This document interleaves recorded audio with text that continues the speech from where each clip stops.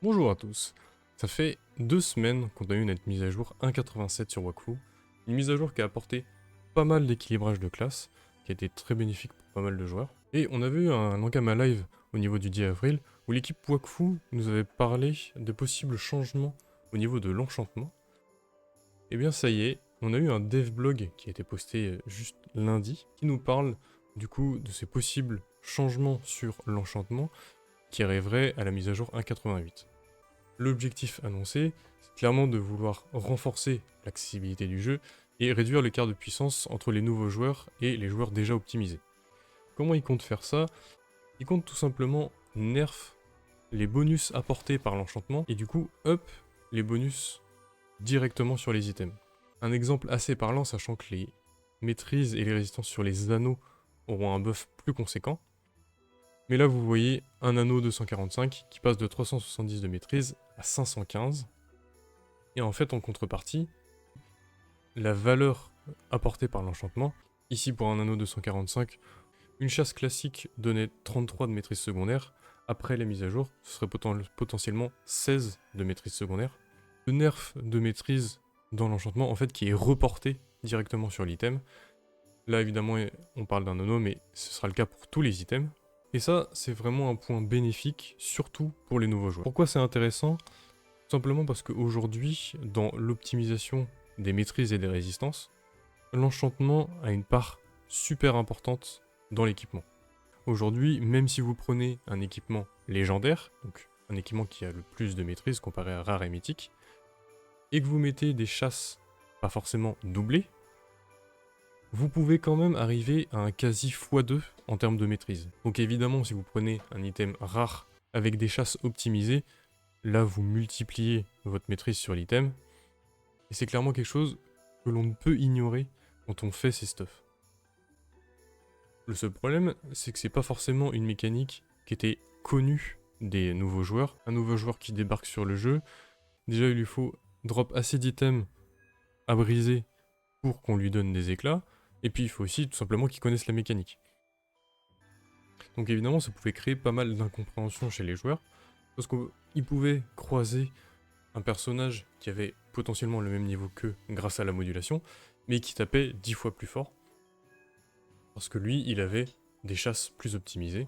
Là, une fois que la mise à jour sera passée, en fait, on va pouvoir avoir des personnes qui vont équiper un item sans mettre de chasse, et des personnes qui vont optimiser le même item en mettant des chasses. L'écart de maîtrise entre ces deux personnes, du coup, va pouvoir être réduit. Et c'est clairement une bonne chose. Autant l'enchantement et l'optimisation de manière générale, c'est quand même quelque chose qui est super intéressant dans Wakfu, autant pour un nouveau joueur, en fait, il y a déjà pas mal d'autres choses à comprendre dans le jeu, ne serait-ce que de bien comprendre la classe qui joue, avant même de vouloir optimiser ses stuffs, c'est déjà pas mal. Une deuxième chose assez intéressante pour cette mise à jour à 88, c'est la possibilité, à la table d'enchantement, de ne modifier qu'une seule couleur de chasse, au lieu de modifier toutes les chasses.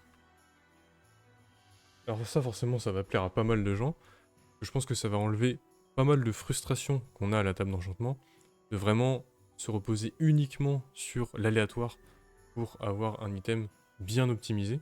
Et là, ça va simplifier ce processus. Et surtout, même au-delà d'optimisation, au moins simplifier le fait de pouvoir poser ces sublimations. Au-delà de ça, on a aussi des informations pour des mises à jour futures.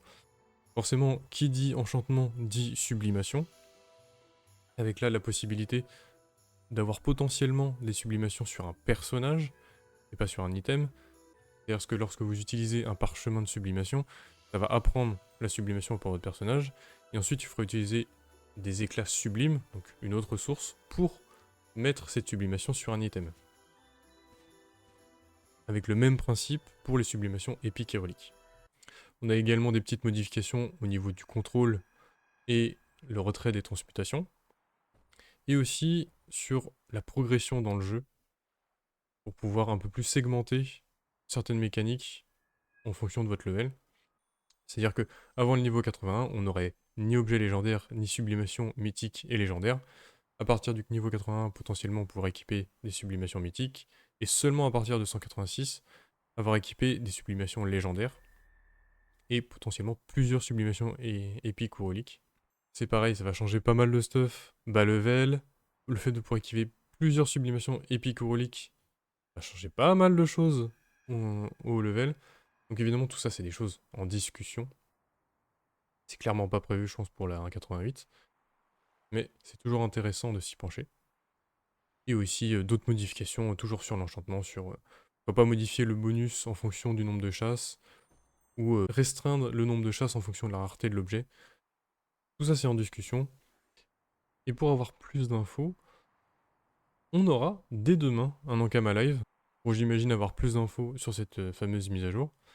Et également une bêta pour jeudi, qui va permettre de tester tout ça, en sachant qu'évidemment dans la bêta, il y a la partie enchantement, mais il y a également la refonte de la classe Yop, et potentiellement le nouveau boss ultime Nox. Donc évidemment si ça vous intéresse, n'hésitez pas à aller regarder le live et la bêta pour vous faire votre avis. Moi personnellement je vois ça d'un bon oeil de réduire un peu l'importance de l'enchantement, parce que on l'a vu pour certains items c'était peut-être un peu trop fort. Maintenant à voir, moi je me pose la question en termes de drop d'items.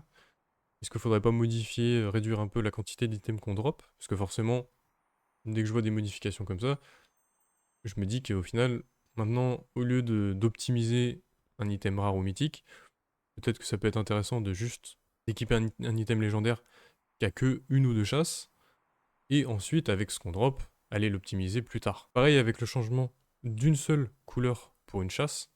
Est-ce que du coup, le fait de simplifier cette utilisation de la table d'enchantement va faire qu'on va consommer moins d'items, et que du coup ça modifierait un peu trop l'économie? Dites-moi votre avis dans les commentaires. Après, je sais que si c'est juste une histoire de taux de drop, j'imagine que ça doit pouvoir être modifiable assez facilement. Mais évidemment, je vous mets tous les liens dans la description. Allez regarder ça, dites-moi ce que vous en pensez dans les commentaires. Et moi je vous vois dans la prochaine vidéo. Allez, à toutes!